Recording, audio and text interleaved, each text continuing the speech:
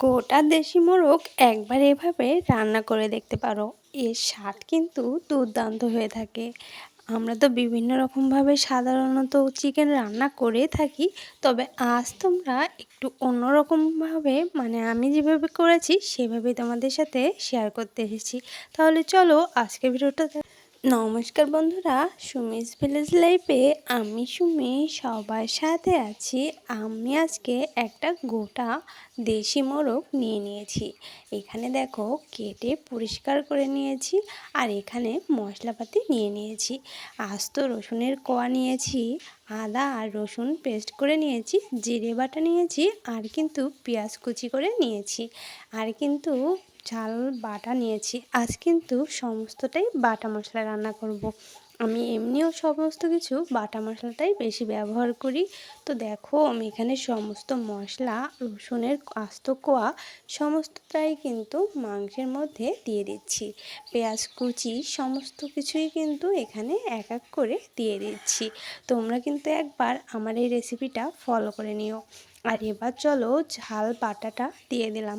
এই রেসিপিতে অবশ্যই কিন্তু বাটা মশলা দিয়েই তোমরা ট্রাই করো, তাহলে বেশ দুর্দান্ত হয় খেতে। আর এখানে দেখো আমি কিন্তু টক দইটা দিয়ে দিয়েছি।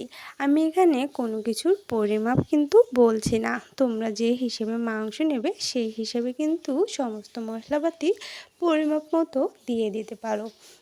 এবার দেখো লবণ হলুদ দিয়ে সরিষার তেল পরিমাণ মতো দিয়ে কিন্তু ভালো করে ম্যারিনেট করে রেখে দিতে হবে। যেহেতু দেশি মুরগির মাংস, সেজন্য কিন্তু এখানে ম্যারিনেট করে অবশ্যই রাখতে হবে। আর টক দইটা প্রায় 50 গ্রামের মতো ছিল, তো সেজন্য এভাবে ম্যারিনেট করে রাখলে মাংসের মধ্যে সমস্ত কিছু ঢুকে গেলে খুব দ্রুতই কিন্তু এই দেশি মুরগির মাংসটা সেদ্ধ হয়ে যাবে। তো দেখো আমি কিন্তু সমস্তটা ভালো করে হাত দিয়ে ম্যারিনেট করার জন্য মাখিয়ে নিচ্ছি। আর এই মাখানো কাজটা কিন্তু সময় নিয়ে করতে হবে, যেহেতু এটা দেশি মোরগ, সেজন্য কিন্তু অবশ্যই সমস্ত মাংসের সাথে যেন এই মশলাটা খুব সুন্দর করে মিশে যায়। এর জন্য কিন্তু অবশ্যই সময় নিয়ে এভাবে কিন্তু মাখিয়ে নিতে হবে। তো এটা কিন্তু আমার চ্যানেল কিন্তু আরও অনেকই মাংসের রেসিপি দেয়া রয়েছে, তো তোমরা সেগুলো ফলো করতে পারো। তবে এটা একটু অন্যরকমভাবে করেছিলাম, সেজন্য তোমাদের সাথে শেয়ার করছি।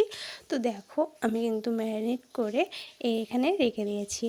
আর এবার একটা কড়াইতে কিন্তু এই সমস্ত মাংসটা ঢেলে দিয়েছিলাম।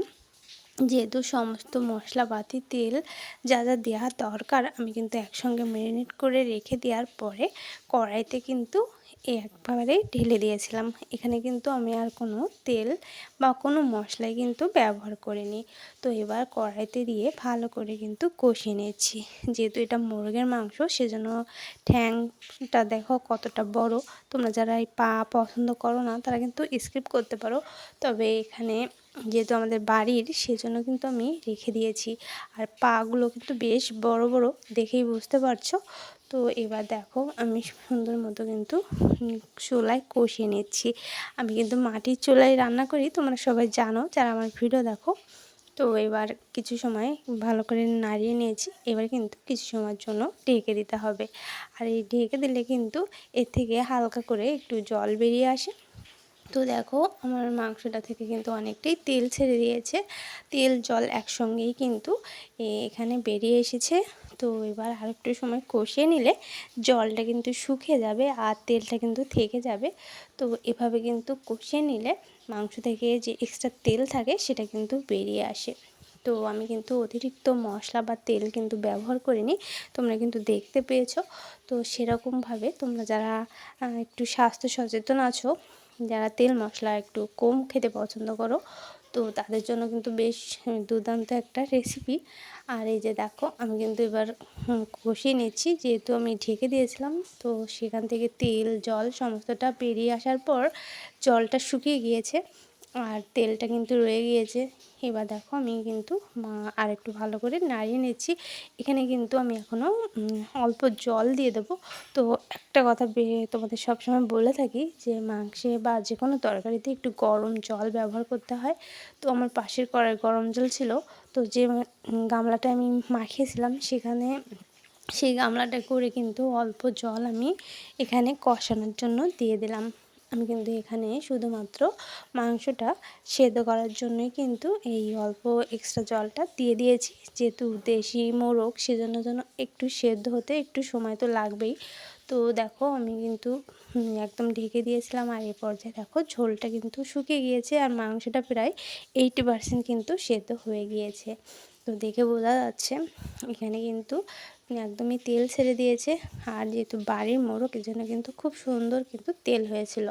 আর এখানে দেখো অনেকগুলো চুই ঝাল নিয়েছি আর কিন্তু গোটা আলু কেটে সমস্ত কিছু কিন্তু ভেজে নিয়েছি।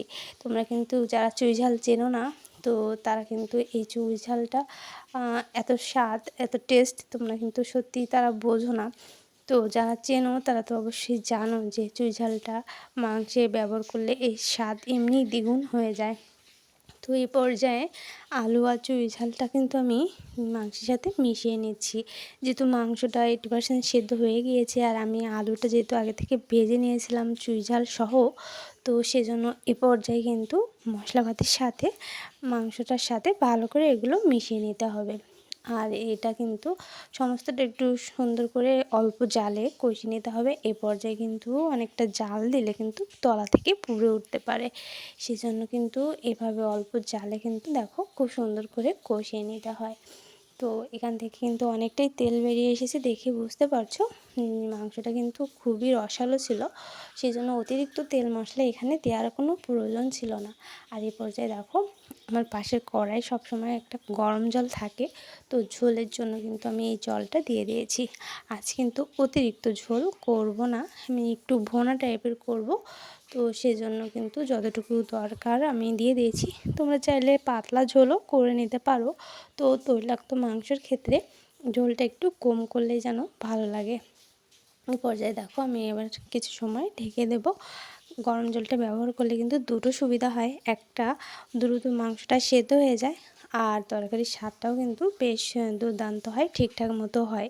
তো অবশ্যই তোমরা কিন্তু গরম জলটাই ব্যবহার করবে। আর এই যে দেখো আমার কিন্তু এই পর্যায়ে হয়ে গিয়েছে, গরম মশলা বাটাটা দিয়ে কিন্তু নামিয়ে নেব। তো এই পর্যায়ে কিন্তু আমি ঢাকনাটা খুলে দিয়েছি আর সমস্তটাই দেখে নিচ্ছি, যেহেতু মাংসটা বাকিটা যতটুকু বাকি ছিল তো সেদ্ধ হয়ে গিয়েছে আর আলুটাও সেদ্ধ হয়েছে বেশ ভালো। আর এই পর্যায়ে দেখো গরম মশলা বাটাটা দিয়ে দিয়েছি। আজ কিন্তু একদম সব গরম মশলাই বাদ দিয়ে বাটা মশলাটাই কিন্তু ব্যবহার করেছি। তোমরাও কিন্তু চেষ্টা করো এভাবে বাটা মশলায় একবার এভাবে এই চিকেনটা রান্না করতে, বেশ দুর্দান্ত একটা স্বাদ হয়। ঝোলটা খেতে বেশ টেস্টি হয়েছিল। তো দেখো আমার কিন্তু এই পর্যায়ে রান্না কিন্তু হয়ে গিয়েছে। তো আরেকটু সময় ফুটিয়ে নেব, যেহেতু গরম মশলা বাটাটা দিয়েছি, তো মিনিট 2 মতো ফুটিয়ে নিলে কিন্তু রেডি হয়ে যাবে আমার এই দেশি চিকেন রান্নাটা। তো দেখো কি সুন্দর করে ফুটছে। আর এই পর্যায়ে কিন্তু এই কয়েকটা চিরা কাঁচা লঙ্কা দিয়ে দিয়েছি, কারণ এই পর্যায়ে কাঁচা লঙ্কাটা দিলে আর ঢেকে দিয়ে পরে যখন খোলা হয় তখন কিন্তু খুব সুন্দর একটা মিষ্টি ঘ্রাণ আসে। তো এই ফ্লেভারটা যারা পছন্দ করো তারা কিন্তু এই পর্যায়ে কিছু কাঁচা ঝাল এভাবে দিয়ে তারপর 2 মিনিট ফুটিয়ে নামিয়ে নিতে পারো। খেতেও কিন্তু বেশ ভালো লাগে, আর এই ঝালের থেকে যে মিষ্টি একটা ঘ্রাণ আসে সেই সাথে কিন্তু খুব দুর্দান্ত একটা টেস্ট হয়ে থাকে। তো আমি এই 2 মিনিটের মতো ফুটিয়ে নিচ্ছি। সমস্ত কিছু হয়ে গিয়েছে, ঝোলটাও কমে এসেছে আর এই পর্যায়ে দেখো মাংসটা কিন্তু একদমই রেডি হয়ে গিয়েছে। আর দেখে বুঝতে পারছো দুর্দান্ত টেস্টি হয়েছিল আর একদম দেখে কিন্তু লোভনীয় মনে হচ্ছে। তো কেমন লাগলো তোমাদের কাছে আমার এই অন্য রকমের দেশি চিকেন রান্নাটা, অবশ্যই কিন্তু কমেন্টে জানাতে ভুলো না। আর অবশ্যই একবার তোমরা এভাবে কিন্তু রান্না করো আর আমাকে কমেন্ট করে বলো যে কেমন হয়েছিল। তো অবশ্যই যারা এখনও আমার সাথে আছো তোমাদের অনেক অনেক ধন্যবাদ, অনেক অনেক ভালোবাসা। এভাবে আমার সাথে থেকো, পাশে থেকো, আর অবশ্যই একটা লাইক দিয়ে ভিডিওটা ফুল ওয়াচ করার চেষ্টা করো।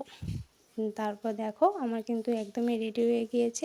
তোমাদের কিন্তু ভালো লাগলে অবশ্যই সুন্দর একটা মিষ্টি কমেন্ট করে যেও।